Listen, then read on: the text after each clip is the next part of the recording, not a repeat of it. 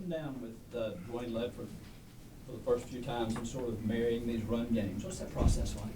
That was great. It's been a great collaboration. Obviously, they've been able to run the football very well at a high level this year, or in years past. So it was more of a collaboration. Hey, here's what they've done here in Atlanta. Here's what we've done in LA. How can we mesh that thing together? I think it's coming together. Certainly a work in progress, but I've been learning a ton from him, and we're definitely very collaborative with all those guys and Flats and Nick Jones as well in that room. So it's been a good collaboration. Got a long way to go, but definitely off to a good start with those guys. Last couple of years in LA, y'all sort of went back and forth between main styles of run game, right? Is that fair to say? I would say, yeah, that's fair. I mean, we've, tried a little bit of everything. Sure, yeah, you're always evolving and adapting to your personnel. And so I think, based personnel driven, in 2019, it looked a lot different than last season based on personnel. So you're always constantly evolving, adapting, tailoring things to what your guys do well, as well as what's going around the league. So that will always be evolving and adapting. When the pads are on, what are you specifically looking at from the offense? Physicality, assignment, getting off on the snap. There was a lot of pre-snap penalties today that we got to clean up. First day in pads, off of an off day. There's some built-in excuses, but we can't have those. But, yeah, it's just physicality, coming off the rock, speed off the ball, and making sure that we're targeting to the right people and making sure the receivers are involved in the run game as well. And then when you see players, get involved, little skirmish, everything, I know we're used to seeing that, but how do you cipher between it as far as keeping them away from that, but at the same time you still want that aggression? Yeah, you want to protect your guys, and I think Raheem and Jerry Gray, that's kind of their job to monitor that. We certainly want our guys to play physical, but understand, hey, let's protect our guys. First day in pads, it's inevitable. I mean, guys are juiced up, so definitely got to find that right balance. I think we will as we get the pads going a little bit more, but first day in pads, I mean, those guys are juiced up. Zach, Raheem talked about the toughness of Drake London earlier, kind of talking about what he's able to do out in the field and what he brings when he kind of turns it on.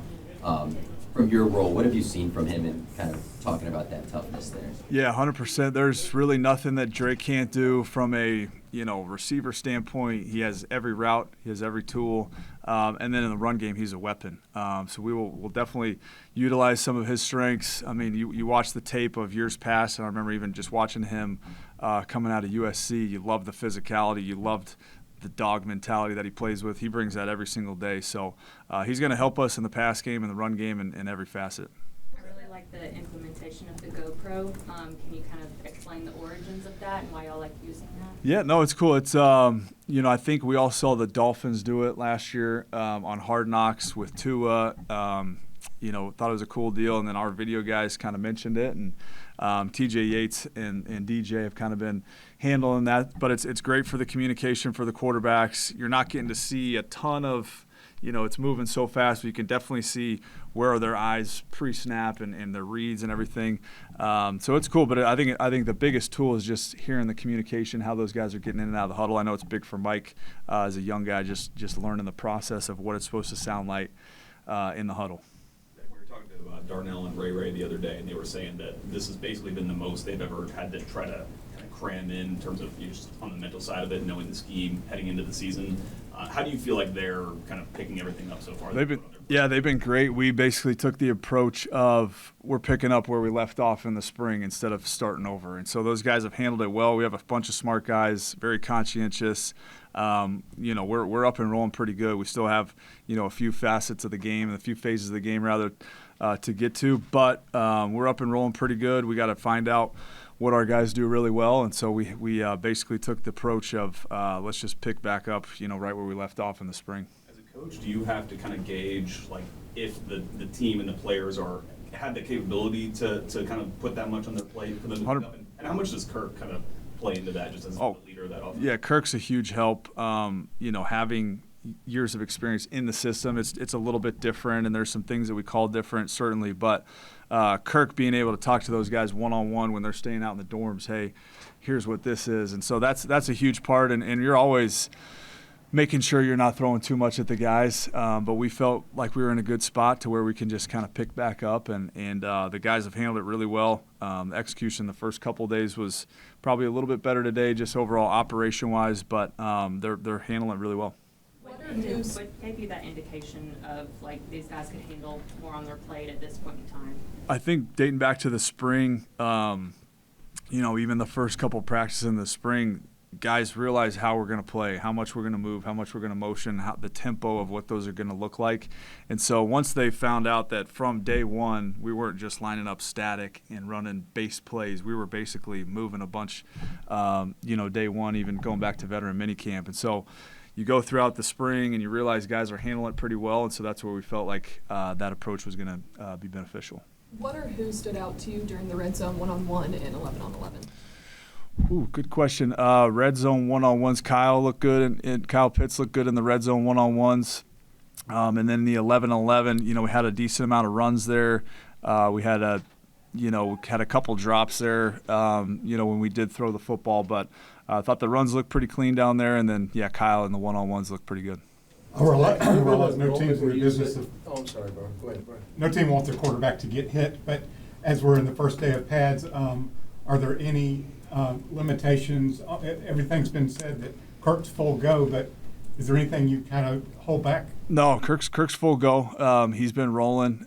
He looks great. He's moving around really well. There's nothing that we're holding back from a scheme standpoint with him. Obviously, you're being smart, and that's where the defensive line does a great job of staying off the quarterbacks. But that's regardless if you're coming off an injury or not. So those guys have been really good about staying away from the cue. But Kirk is full go, 100%.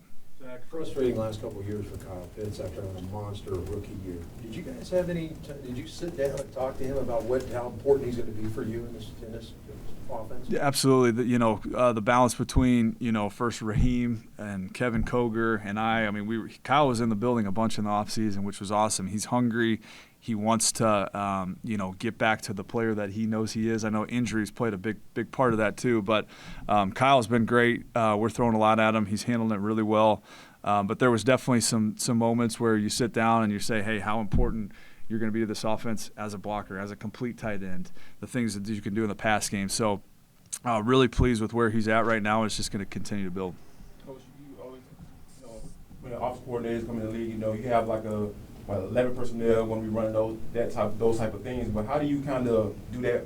How do you balance that based off the personnel that this team has? Because obviously, pretty good in the run game. So how do you balance that being able to run the ball versus implement your system? Yeah, I guess you guys are going to find out pretty soon. But no, we're constantly tweaking, tailoring, seeing.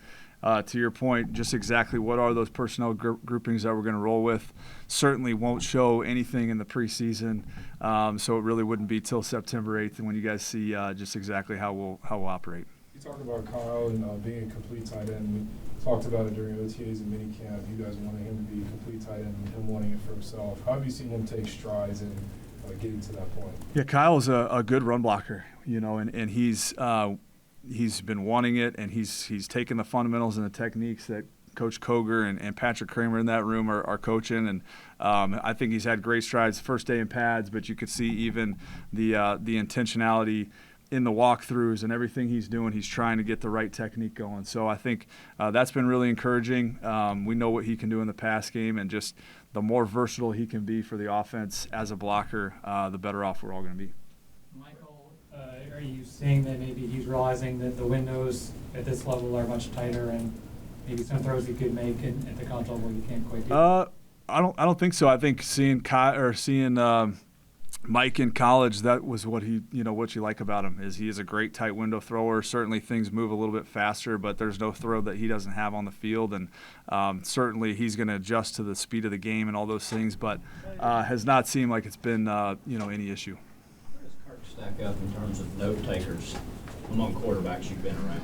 No, he definitely writes the smallest of all of them that I've seen. You look at his notebook and he draws up every diagram of every play in practice, and it's about this big the entire play. So I'm trying to peek at it and see, but no, he takes great notes. Some guys can just log it upstairs and get it. Some guys got to take it down, but was around a few other guys that were great. Baker Mayfield was a great note taker, and Kirk certainly, he's constantly writing things down, but he's more of a diagram. I got to see the picture of it rather than just taking, standard notes. Do you find that guys sort of break up into that category? Some guys have to draw it out to see it, and some guys just writing it. 100%. Yeah, everybody's, learning different. Matthew Stafford, you tell him, and he can picture it in his head, and boom, it's good. Or, everybody's learning different. I'm a guy that I like to, truly write it out too and draw it up. So all those guys learn a different way, and Kirk certainly found his, style throughout the years. You spoke earlier about adapting to your personnel. How does an offensive coordinator adapt to the skills that Zac Robinson offers? You saw last year coaches were very eager to utilize that by putting him out wide and doing various things that you don't often see with running backs. Sure. How tough is that for you to know where to, how much to put on his Yep. Sure. Yeah. No, there's no doubt that Bijan can do a lot of things on the field, and it's, like any of these guys, it's just not overloading them too much, making sure that first and foremost he's a running back, and then is there going to be packages of plays throughout the week, and when we really start game planning that, hey, you're going to line up here and do this 100%, but that'll be evolving as we go. But right now, Bijan's focused on running back. There's certain things that we do with all of our running backs where we split them out wide, so we'll definitely keep rolling with that. Coach, excuse me if this already has been asked, but how is the mixture going with Kyle Pitts, and when he gets to do some receiver stuff with the tight end stuff? We talked about working with. Yeah. Yeah, no, he's been doing well. And really it's all of our tight ends are doing tight end stuff and receiver stuff, and Kyle certainly has that flexibility to, be split out wide or be in line. And so that versatility that he brings is nothing but good things for us. But really pleased with the progress that he's putting in away from the building, getting with the coaches on the side to make sure that he's tightening on the screws with all the details. But it's been a really good start for Kyle so far. Raheem's talked a lot about role clarity, and I'm curious how that applies to Tyler Algier, because obviously we've been talking a lot about Bijan as the running back. Where does he kind of fit in this offense? How can he utilize him? Yeah, Tyler's going to have a great role in this offense, and he just a guy that just wants to get on the field in any way. And so, Mike Petrie in that room, like those guys are so tight, so close-knit that has been from day one, with Petrie. That role clarity that you're talking about has definitely been established. And so, you got to pick your spots with him, how much he can get on the field. Flow of the game sometimes dictates that. We can say, hey, you're going to play this amount of snaps. Next thing you know, you're playing the whole game. So football's, a crazy game like that, but certainly Tyler's going to have a big role, and certainly at certain points of the season we're going to be leaning on him. With so many new pass catchers being brought in, has London kind of taken a leadership role to all these new bodies? Yeah, I think so. Drake's a great leader in his own way. Darnell Mooney and Ray, some of those guys that have played a lot of football. You see, a good combination of those guys, and they're constantly, joking around with each other. But then when it's time to do football, they're pretty serious. So, but yeah, Drake's leadership role, what he brings on the field, he doesn't really even have to say anything, and you see his leadership just through his play. Time for a couple more. Barry McLeod has been a standout in camp so far. As a guy who's mostly a return man in other spots in his career, what have you guys seen from his skill set that's really allowed you guys to take advantage of what he does as a receiver? Yeah, Ray's off to a good start. He had a great spring. Obviously seeing him in the division for such a long time in LA. He always stood out on the tape. He was always doing things right, whether he was getting the ball or not. He was separating. He's tough in the run game. So there's a lot of things that Ray brings, to this offense that we're excited about, but certainly off to a good start. Is there a part of the playbook that you envision right now? I'm not even going to do this. With the guys that I have, the talent on this team, there's some plays that we're not going to see, obviously, for a while, but I think I can do this.